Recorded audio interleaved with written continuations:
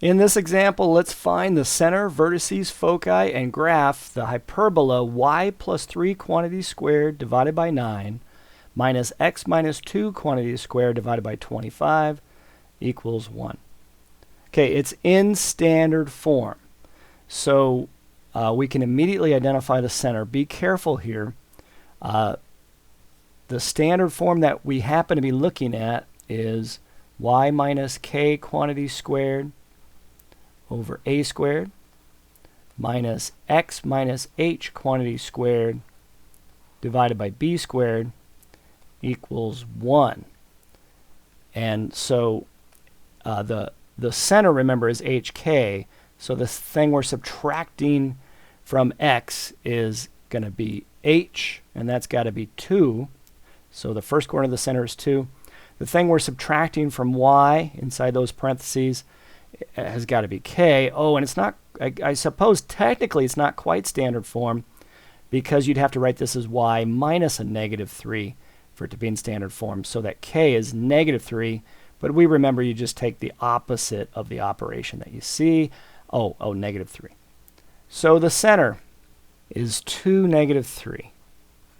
C for center, uppercase C for center. Let's go ahead and graph this thing, and then we'll get the vertices, the foci after that. So plot the center. Let's go in our graph paper over 2, down 3. And remember, we're going to go up and down the square root of the guy underneath the quantity involving y. So in other words, a squared is 9. We're going to go up and down the square root of that number. That's a, up and down 3. 1, 2, 3. We're going to go left and right from the center, left and right. Oops, forgot to go down 3. 1, 2, 3. There we go. We're going to go left and right the square root of the number underneath the quantity involving x. That's easy to remember. X controls the horizontal. Y controls the vertical. Up and down 3. Left, right, 5. So 1, 2, 3, 4, 5. The square root of 25 is 5. 1, 2, 3, 4, 5. If it were a plus right here, you would just draw the best oval shape you could through those points, but it's minus, so we know it's a hyperbola. So you're going to draw the box that contains those 4 points that you just drew as midpoints.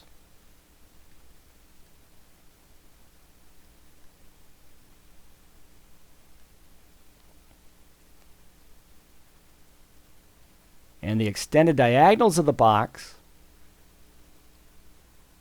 are the asymptotes.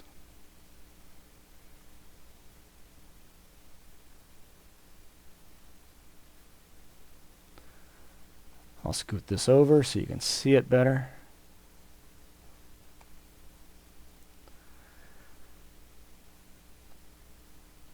Now the vertices, because the quantity involving y is positive, the vertices are actually here and here, and this thing is going to open vertically. So you're going to have one branch opening up,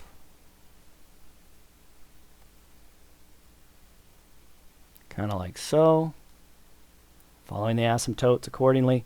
One branch opening down,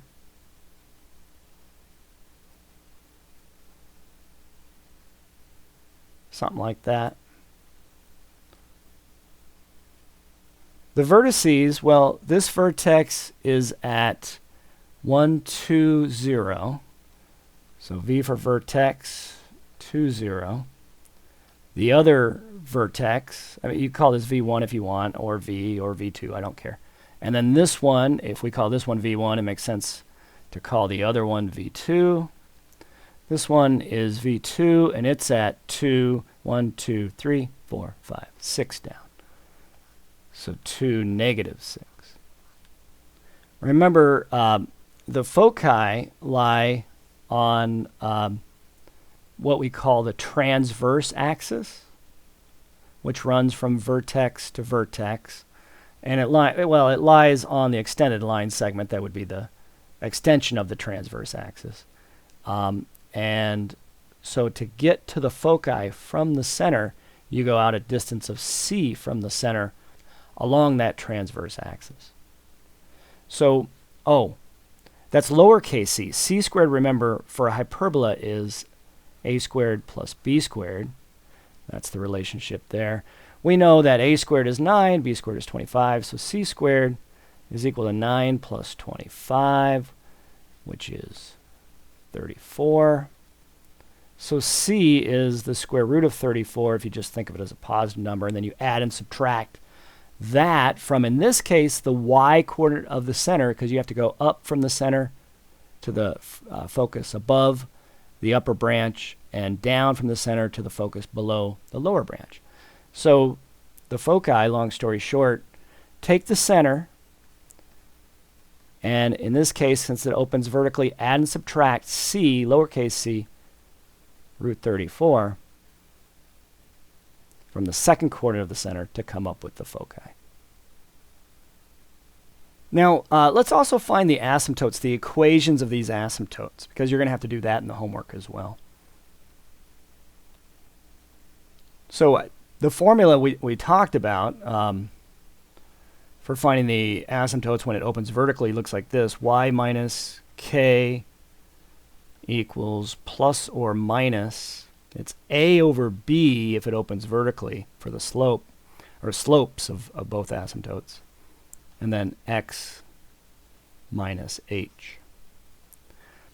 So in this case, that would be y minus, okay, remember k was 3, so y minus a negative 3, y plus 3 equals a. Well, a was 3, and b was 5, so plus or minus 3/5 times x minus 2 was the first corner of the center. And that's a good way to write it. You could separate the plus or minus when you plug into WebAssign so that you get two separate equations.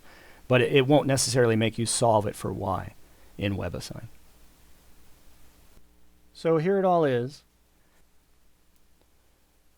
We found the asymptotes, the foci, the vertices, the center, and of course we graphed it.